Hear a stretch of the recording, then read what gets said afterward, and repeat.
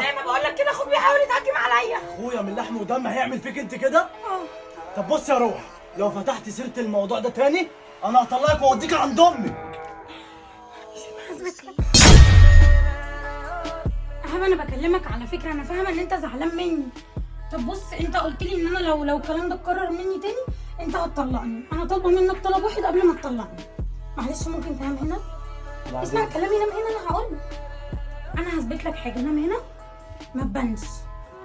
لا انما العكس العكس، مش عايزاك تبان خالص. خليك بقى.